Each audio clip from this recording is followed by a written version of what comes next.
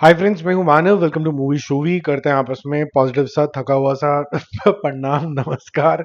यार देखो, ये जो बहुत सारी पिक्चरें रिलीज हो जाती है ना, तो फिर जोश जोश में आके तो फिर मतलब ऐसा हो जाता है कि कुछ मूवीज के तो मैं पहली बार ऐसा हुआ है कि मैं उठ ही गया हूँ पिक्चर से। वो बताता हूँ वो कौन सी पिक्चर है। पहले तो आप गैस ही कर लेना, पहले तीन पिक्चरों के नाम बताता हूँ। देखो, ये जो तीन पिक्चरें मैं बता रहा हूँ ना, ये मैं सोच रहा था कि कैसे आपके लिए डिस्क्राइब करूँ। एक कहीं ना कहीं पॉजिटिव फ्रेम ऑफ माइंड आता है जब नए लोग देखने को मिलते हैं। एक उम्मीद सी जग जाती है कि आपको ना कहीं सैयारा टाइप का एक और सक्सेस देखने को मिलेगा। तो क्या दिखता है कि नहीं दिखता है, या फिर एक अलग ही तरीके की वाइब आती है? क्या ये वाइब पॉजिटिव है या फिर थोड़ी सी, आप ये कह सकते हैं कि डिसअपॉइंटिंग है? डिसगस्टिंग तो नहीं बोलूंगा मैं, हर बंदा एफर्ट करता है। तो मैं आपको तीन मूवीज के बारे में बताता हूँ। पहली मूवी जो मैंने देखी, इसका नाम है मन्नू क्या करेगा। ठीक है। कहने के लिए जो स्टोरी है वो काफी स्वीट सी है। व्योम और साची का इसके अंदर लॉन्च आपको देखने को मिलेगा। बहुत ही स्वीट सी आपको एक कैंपस लाइफ दिखेगी, स्वीट लव स्टोरी भी दिखेगी, नॉट सो श्योर आदमी भी दिखेगा जो कि जैसे वेकअप सेट के जोन में भी था। फिर एक आशिक भी दिखेगा। फिर वो आशिक जो आजकल सारे सैयारा बन जाते हैं, वो उस जोन में भी जाता हुआ नजर आएगा। विजुअल्स भी अच्छे दिखेंगे आपको। तो और विनय पाठक और कुमुद साहब जो हैं, मिश्रा, उन्होंने संभालने की पूरी कोशिश करी है। तो ये स्लिप का हुए, एक तो बहुत ही खतरनाक तरीके की प्रिडिक्टेबल स्टोरी। ऐसा लगा कि कहीं से कैंपस स्टोरी उठा ली, कहीं से लव स्टोरी उठा ली, कहीं से थोड़ा सा रॉकस्टार उठा लिया, कहीं से थोड़ा सा सैयारा उठा लिया, बन गई अपनी पिक्चर। तो वो थोड़ी सी उस जोन में चली जाती है।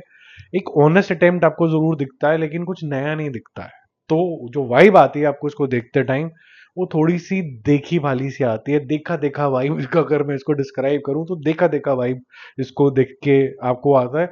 और दूसरा, बहुत ही क्रिटिकल फीडबैक मैं यहाँ देना चाहूंगा कि ये जो दोनों ही आर्टिस्ट हैं, एक होता है क्रूड लगना, यानी कि मेरे को दुनियादारी की इतनी ज्यादा समझ नहीं है तो मेरे को क्रूडनेस है, लेकिन मैं कॉन्फिडेंट हूँ, मैं एक आर्टिस्ट हूँ।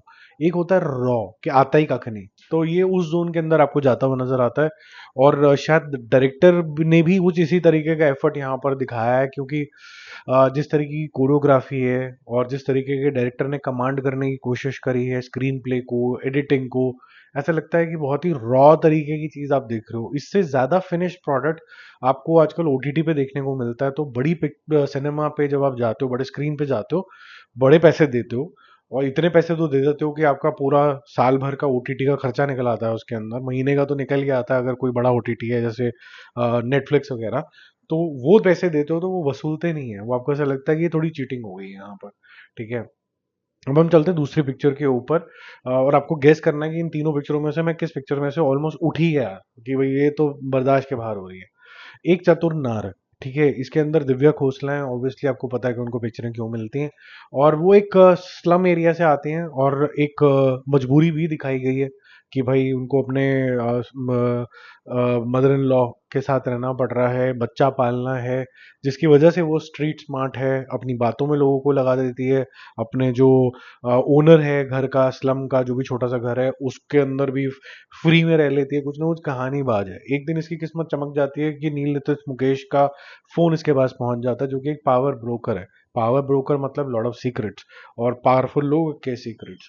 तो ये जो सीक्रेट्स अगर आउट हो गए तो ऑब्वियसली बहुत कुछ हो जाएगा। तो ये पैसे की डिमांड करती है। क्या पैसे की डिमांड सिर्फ अपना घर चलाने के लिए, कि कोई लार्जर रीजन है, वो ये मूवी का प्रेमाइस रखा गया। लेकिन जैसे ही ये मूवी, आप समझ लीजिए कि 45 मिनट्स में चली जाती है और थोड़े से ट्विस्ट एंड टर्न आने शुरू होते हैं, आपको इंटेंट भी समझ में आ जाता है। तो ये जो हुज द स्मार्टर वन, और ये इसकी विट इसके अंदर काम करेगी कि नहीं करेगी दिव्या खोसला की, वो चली जाती है। हालांकि जो सीनियर आर्टिस्ट हैं, जाकिर हुसैन या फिर सुशांत सिंह, वो संभालने की कोशिश करते हैं, लेकिन वो संभलता नहीं है, क्योंकि जो मेन आर्टिस्ट है उसकी सिर्फ शक्ल दिखा दी और उसको ज्यादा यूज ही नहीं किया है इन्होंने। यानी कि आपका नील नितिन मुकेश, तो वो थोड़ा डिसअपॉइंटिंग अगेन हो जाता है। तो डिसअपॉइंटिंग होने की वजह से आपको लगता है कि यार, लिया है तो इसको इफेक्टिवली यूज तो करो। और जब ये बड़े बड़े क्लेम कर रहा है कि अब आई विल बाउंस बैक, तब भी होता कुछ नहीं है। तो जो वाइब आई अगेन इसको देखने के बाद, चतुर नार को आके, कि ट्राइंग वेरी हार्ड वाली वाइब होती है ना, वैसी, क्योंकि ये रेजोनेट करती है आपके आर्टिस्ट के साथ भी। वो बहुत जोर लगा रहे हैं, जैसे दिव्या खोसला जी हैं, वो बहुत जोर लगा रही हैं कि वो किसी तरीके से चतुर स्मार्ट लगें और बड़ी क्यूट लगें, कई बारी कभी वो विटी लगें, वो नहीं हो पाया। वही नील नितिन मुकेश स्टाइलिश लगे हैं, लेकिन यहाँ पर स्टाइलिश होने के साथ साथ स्मार्टनेस का भी एक मिश्रण करना था। ये जो मिश्रण वाली एक्टिंग है, ये अनफॉर्चुनेटली सीमलेस ब्लेंड नहीं हुआ। प्लस इनका स्क्रीन टाइम उस तरीके का इफेक्टिव नहीं है जैसा होना चाहिए था। ठीक है, वुमेन सेंट्रिक मूवी बनी और आपको पता है वो क्यों बनी। और जिसकी वजह से बाकी सब लोग जो हैं वो इतना ज़्यादा फ्रंट फेस में आ ही नहीं पाए। ठीक है, अब तीसरे नंबर की जो मूवी है वो है हीर एक्सप्रेस। ठीक है, इसके अंदर प्रीत कमानी और दिवित दुनेजा, ये दोनों हैं इसके अंदर। और प्रीत कमानी को तो आपने बहुत सारी ओटीटी सीरीज के अंदर देखा होगा। और दिविता, सॉरी, जुनेजा, जिनका इनका पूरा नाम दिविता है, दिवित नहीं है। तो ये जो है इनका डेब्यू है। तो ये कुछ सीन्स के अंदर जेन्युइनली अच्छी लगी हैं। और आशुतोष राणा जैसे सीनियर आर्टिस्ट ले लीजिए या संजय मिश्रा ले लीजिए, उन्होंने कुछ संभालने की कोशिश करी है। बेटर जॉब डन बाय गुलशन दवैया, गुलशन ग्रोवर। क्योंकि आशुतोष राणा वही कर रहे हैं जो वो पिछले 5 साल से लगातार कर रहे हैं, तो कोई वेरिएशन नहीं नजर आता।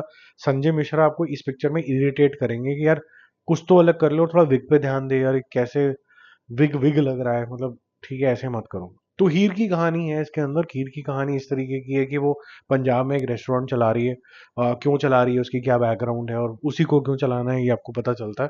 अचानक से दो मोहतरमा आती है लंदन से, वो कहती है कि भैया वहाँ आ जाओ, आपका बड़ा ब्राइट फ्यूचर है। वहाँ पहुँचती है, पता चलता है कि इसका कोई लॉस्ट आदमी है जो वहां पर मिल जाता है, और फिर इसकी लाइफ जो होती है वो इंटैंगल हो जाती है। ठीक है, तो मैं ज़्यादा नहीं बताऊंगा क्योंकि फिर वो मूवी का स्क्रिप्ट पूरे बदल हो जाता है। तो ये वहाँ क्या कुछ होता है, क्या ये जो नई जिंदगी जी रही है वो इसके अंदर पूरे खो जाती है। उसके बाद इसको लव स्टोरी भी वहाँ पर शुरू हो जाती है। थोड़ा सीनिक आपको लंदन भी दिखता है, आउटस्कर्ट्स ज़्यादा दिखाया गया है लंदन के, कोर लंदन नहीं दिखाया गया इतना ज़्यादा।